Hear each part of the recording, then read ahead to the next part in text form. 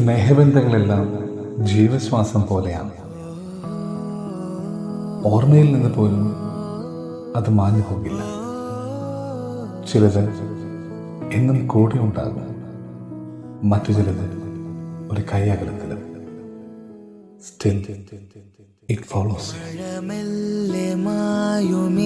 നേരം ഈ നനവും കഥ പറയവേ